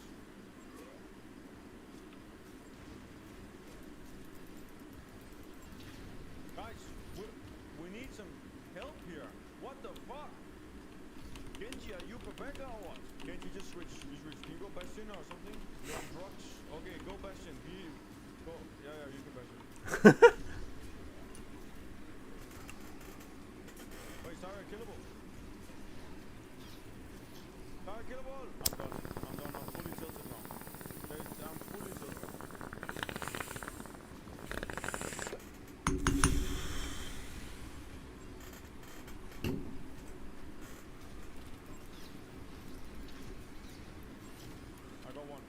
control. How do we lose against these absolute trash cans? The enemy team is absolute garbage. They are absolute fucking trash. I cannot explain. I think I don't have enough space here. That is insane, dude.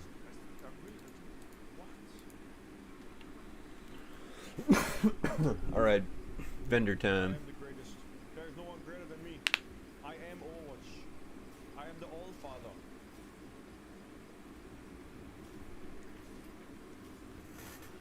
You kill Sarah? Oh, okay.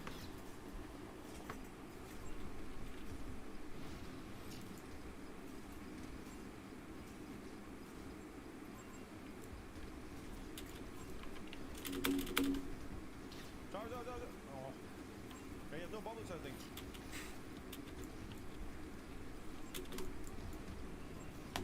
Alright, engineering time. Sorry, we're sending, guys. Hey, shoot this Zarya, Zarya. Zarya. Alright, 42 gold. I think that's good enough, right? Alright, so I need to open up my engineering guide that I was looking at. See where I left off at.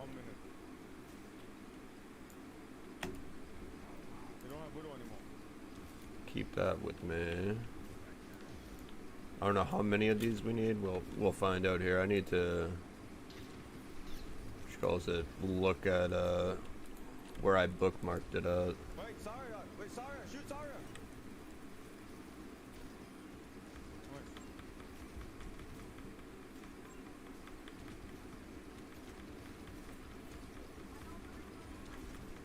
Dude, fucking bullshit.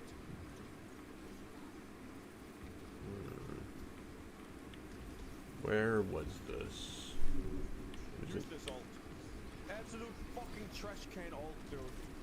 Holy shit. Oh my god, such a bad ult, man. This ult is so bad. We lost now. It's over. Like, they have ults. We have to win this by miraculously getting a pick. We have to get Miraculous. This. Nice. Push. Keep pushing.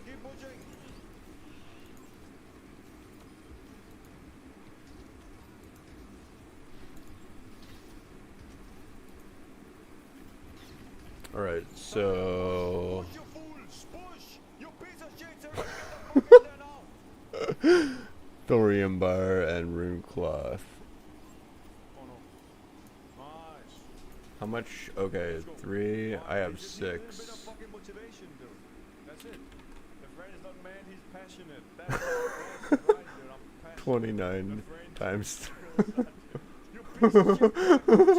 I can do it. Hey, does anyone have a mic in here? Calculator. Calculator.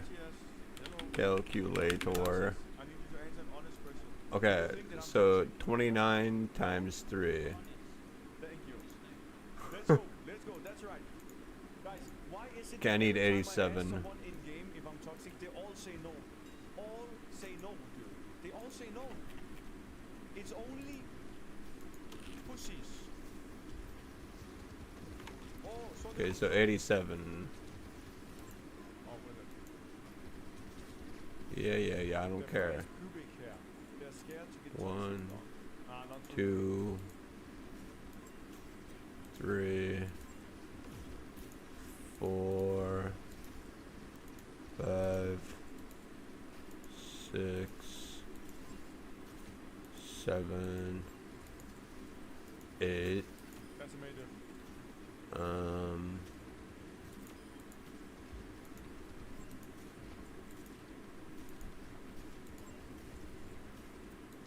There we go.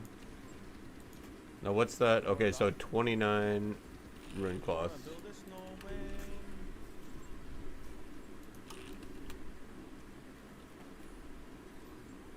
Can I get a... Hell yeah, okay. Give me one of these. That's amazing. One of these. You know what, let's just buy another 5. I'm too lazy to... Alright. Now let's make some thorium widgets. What's next? Thorium tubes. That will get us there. 120 thorium bars.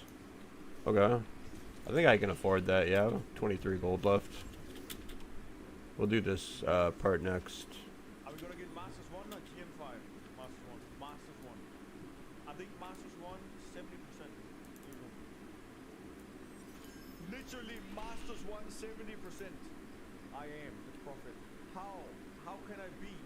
Dude, I'm Einstein. Yeah, invite. Okay. Got some music. Okay. I like it. So 29 of these bad boys.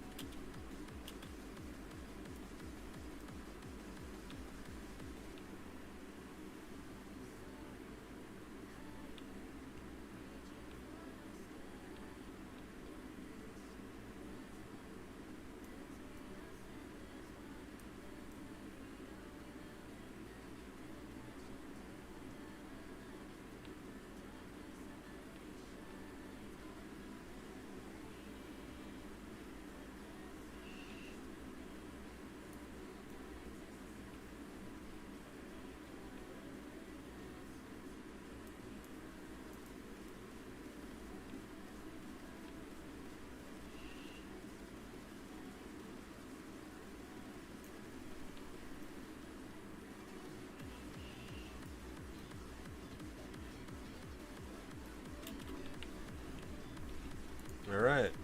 Dink, dink, dink. Gonna grab a beer.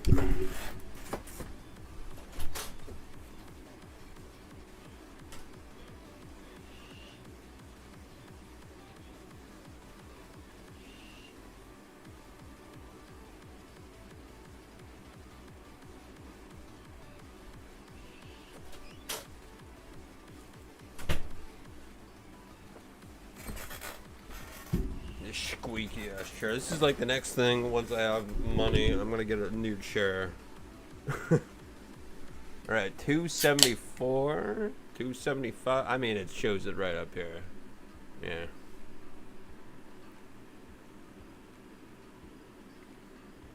This is actually the first time in all of like classic like era where I've ever leveled up engineering. I usually am like too poor to invest in shit or not in the grinding mood to like grind gold to level up, but here I am on hardcore.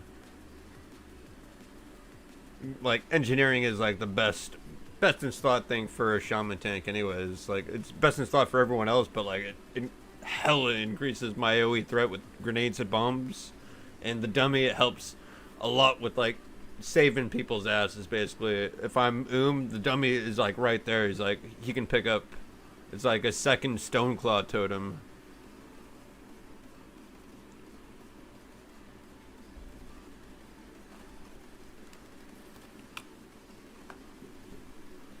Alright, 290 maybe? No.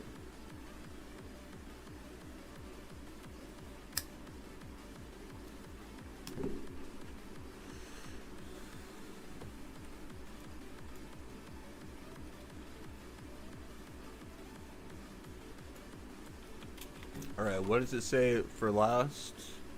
Thorium tubes.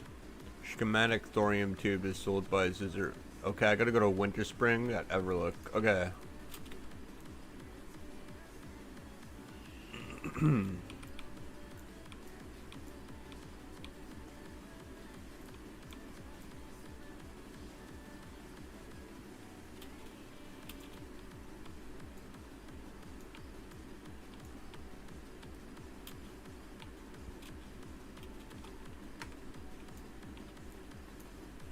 So now if I were to have Battle Chicken, it would be level 58.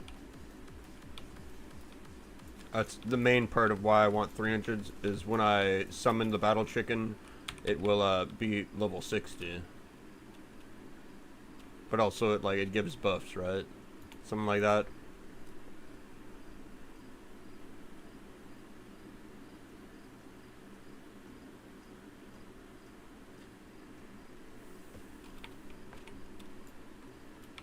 And the other day I basically got every flight path in the game, so yeah, we've got the Winter Spring one.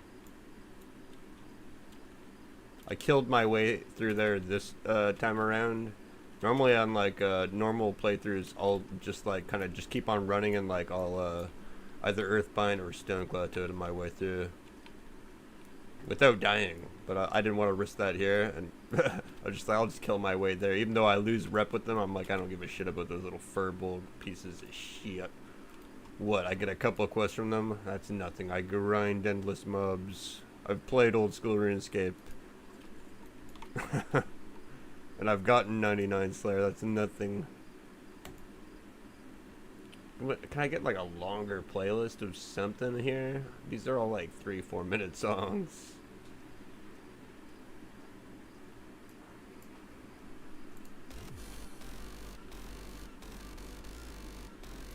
Alright, so I need to get a recipe here in Winter Spring for the thorium tubes.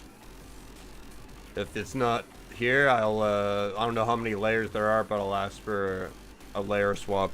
Probably one of them will have it.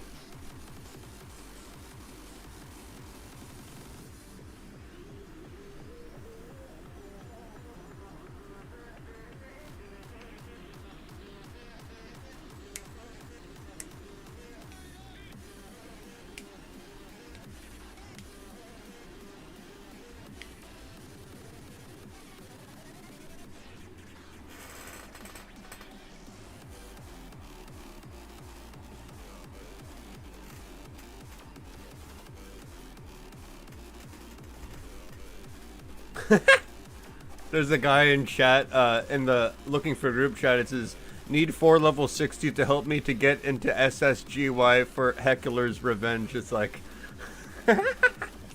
wow. What are you paying for that? Like, everyone just skips that quest. I don't know why he's so determined to get it.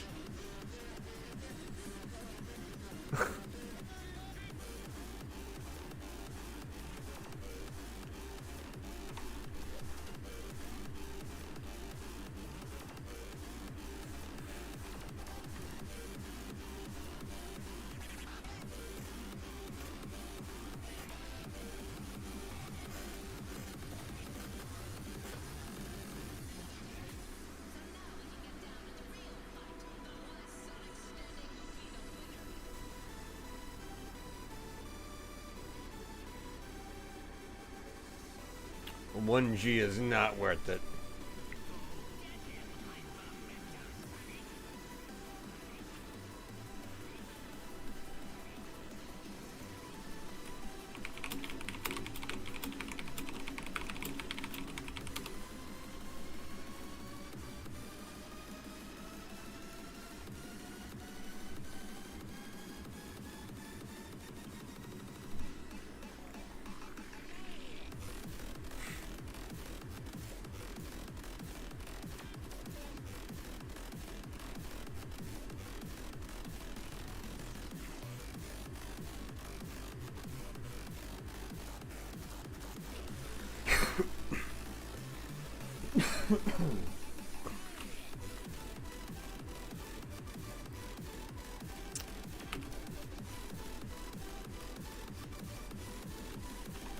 Wow, this is like some dance club kind of music going on here.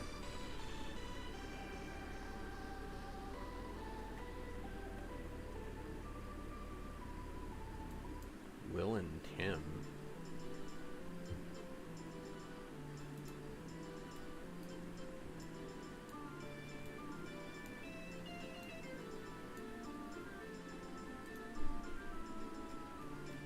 Then hopefully I have enough gold to like buy all the gnomish things, but my thing lasts another 12 days for my gnomish engineering membership card. Once I make all the things from gnomish, I'll re-roll the goblin.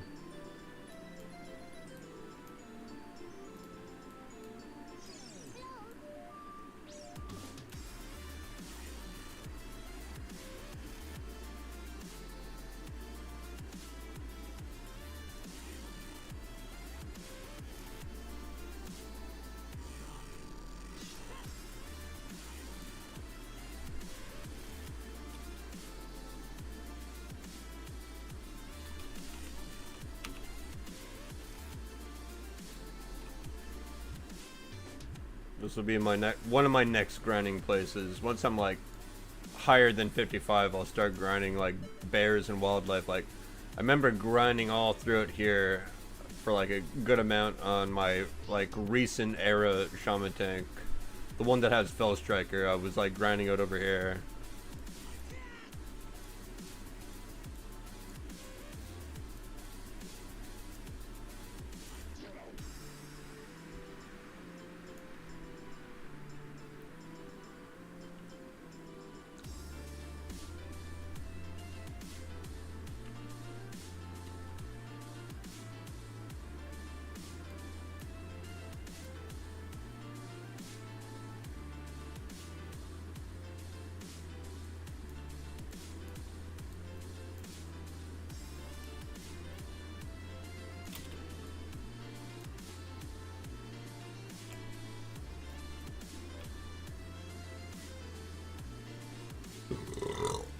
Alright, so they said the first building on the right, so this one right here, yeah?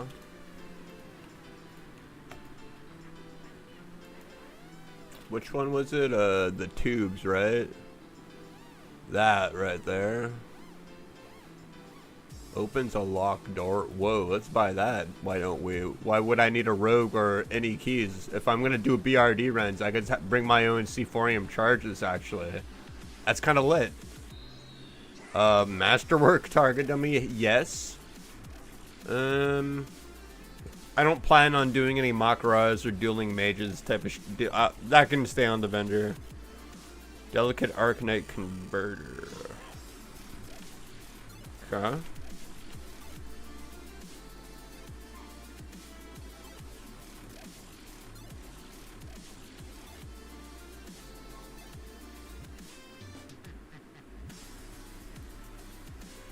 Yeah, that's an upgrade to the dummies that I'm using. Advanced target dummies, I can now make the master ones. Alright, so now we just grind the last 10 levels with the tubes.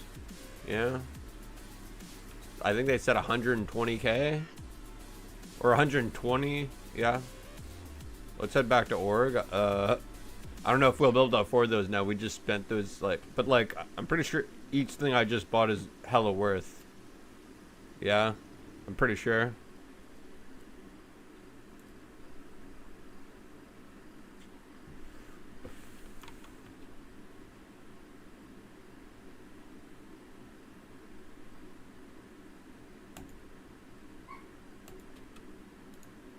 Oh, I hear Medusa's in the house.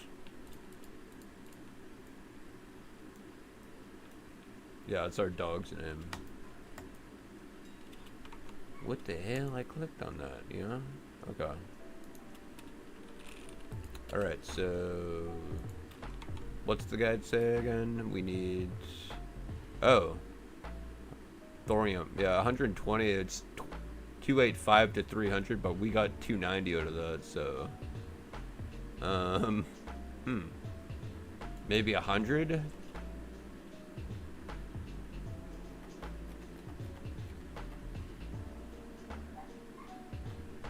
Give me the thing. Okay. Wow, I can't really buy much of these, can I? I think that's another gold grind to be going on. Huh. So... Oh wait, we got 12 golds. Maybe we can do this. So there's 40... right here, 50, 60, 70, 80, oh my god, I'm broke. See how many levels we can get here with this.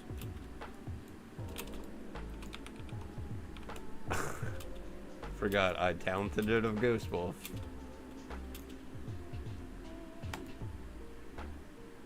Okay.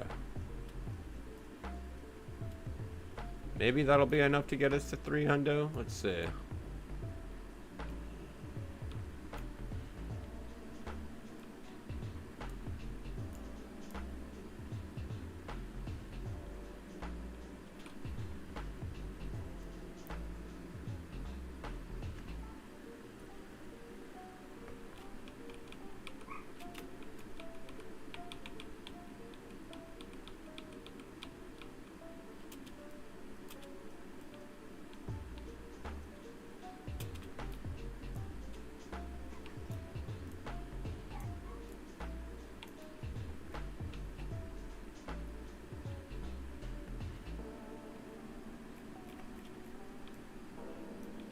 Whoops, I'm using fucking wolf, like, muscle memory. I keep forgetting I have a mount. I'm using the mount most of the time. Sometimes I just press my Shift X for Ghost Wolf.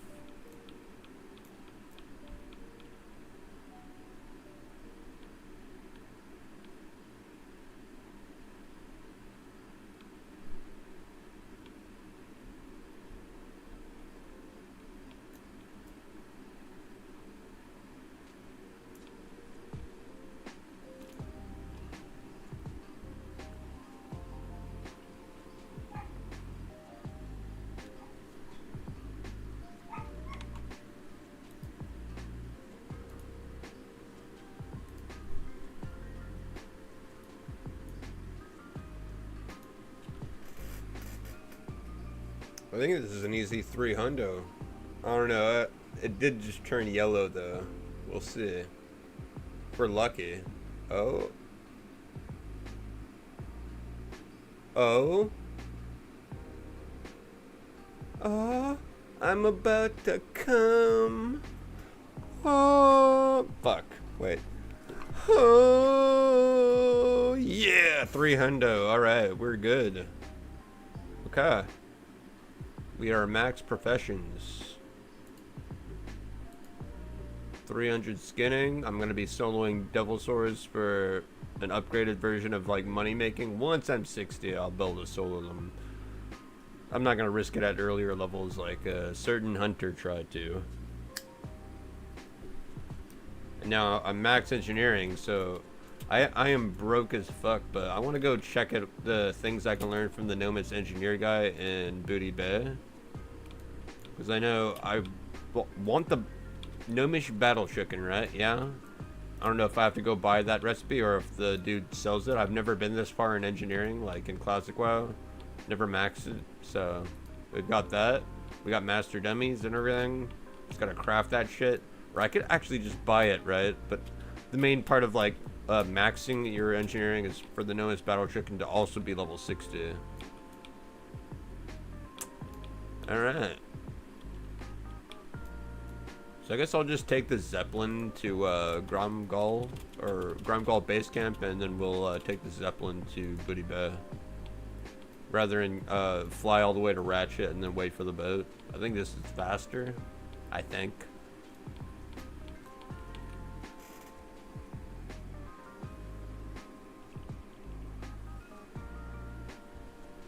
I mean, I could sell all these parts. It didn't say we were saving them up for anything, really. I don't know if I... Or I might need them for, like, the battle chicken. I might hold on to these just in case. But, like, I could get, like, a decent amount of gold back out of this. Like, selling the... vendoring them. Or maybe it might be worth to, like, put them on the auction house. So I might make more than vendor. I don't see the market price, though. Not available.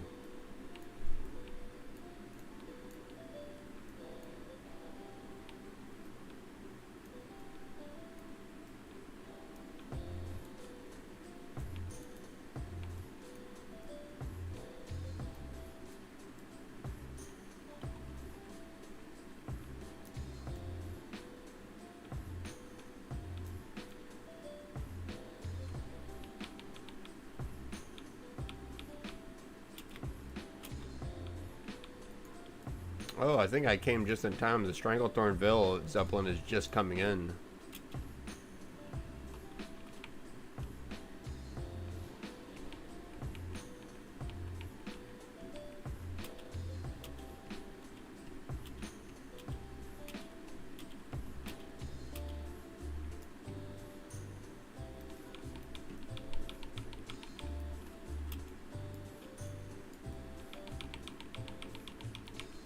I want to time this. How long does it take for its departure once it like stops right here?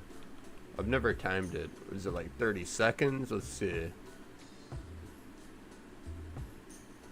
stops now. Okay.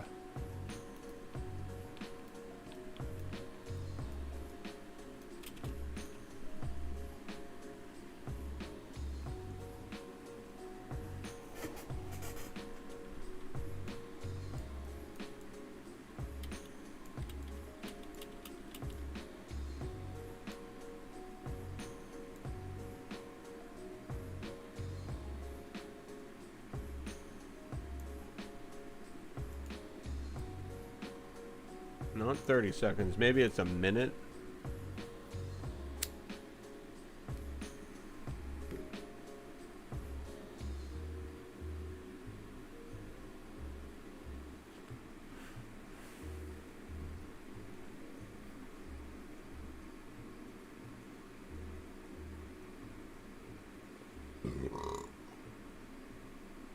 One minute maybe here? Yeah, we're taking off.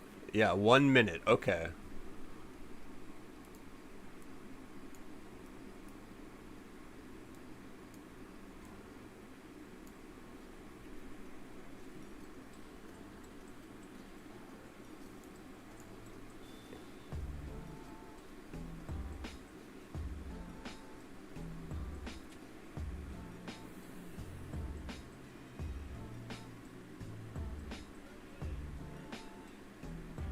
Something's fucky with this smoke. I can't get a fucking haul out of it.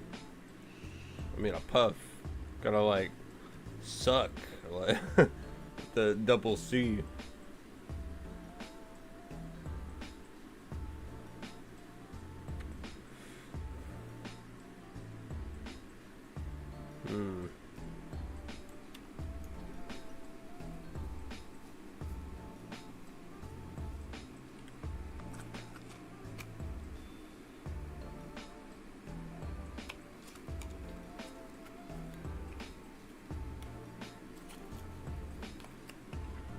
Alright, we're gonna go to Booty Bit, check out the things we can learn.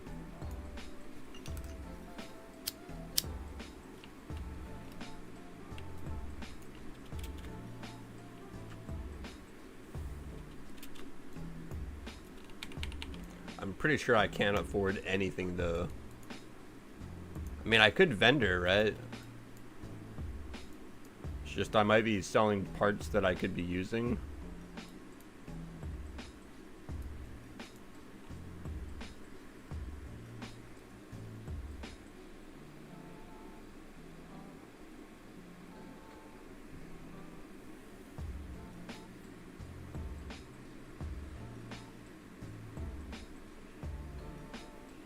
So what is my best bomb that I can make? Bomb slash grenade for my explosives. Thorium grenades?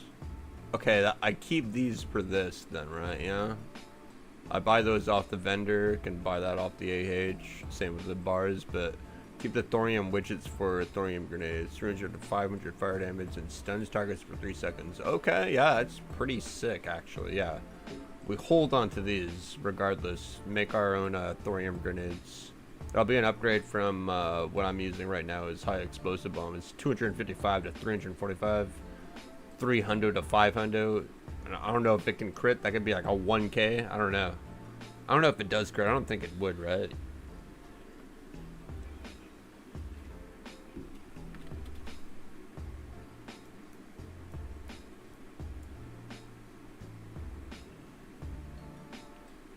Alright, he's somewhere up here.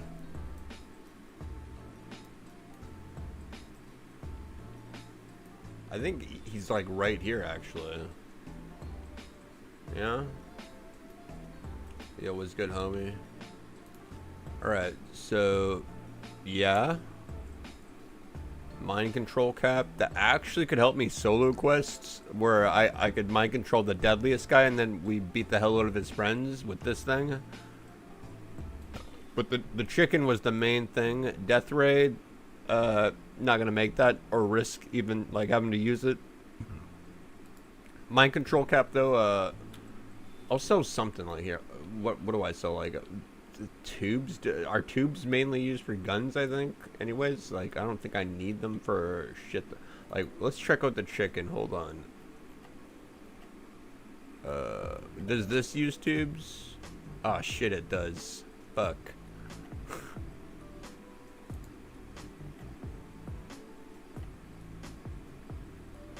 Where's the chicken? Wait, what? Is it devices? This guy. Okay, I have nothing here. I need 6 true silver bars, mithril casting, mithril bars, inlaid mithril. Can I make those inlaid mithril cylinders? Is that like parts? inlaid something something. I think I need to like go looking for the recipe for that. I don't think I have it, right? Yeah, and inlaid mithril cylinder. I'm pretty sure that's a part, but I just need to make this bad boy here, and like I don't think I can use it forever, right? So I just need one of them. We'll be good. I need that and the mind control cap, and then I can reroll to it's engineering, unless there's one more gnomish thing here. I'd have to look at the guide for like gnomish specific shit, but I need to make this bad boy. I don't want to vendor any of this because they're gonna be used for thorium grenades, and I don't want to use this because it is used for, wait, what was it used for? Like something else here. The dummies use the tubes, so I can't. I gotta hold on to those. So I guess it's like back to the old drawing board of like grinding basilisk, but it's like I'm so sick of that today. Like, I mean, it's only been an hour and 46 minutes, but like I've been doing those like for like the last few days of like making money. Like we had 20 something gold when we started stream, and then we vended everything. It was like around 45 gold, something like that. I'd have to look back at the VOD, but yeah, I think this will be the part where I call it a stream, take a break. I might be back online like later today if I find like a dungeon or something. Even if I'm just DPSing, it's like some content. There's a chance everyone could die, you know. But yeah, thank you guys for tuning in, and have a nice the rest of your day. Have a good morning, afternoon, have a good night, whatever time it is you guys are that are viewing. I might be back on later, but if not, have a good one, guys. And yeah, thanks for tuning in. Don't forget to subscribe if you're new to the channel, if you want to get on some more Shaman Tank hardcore content.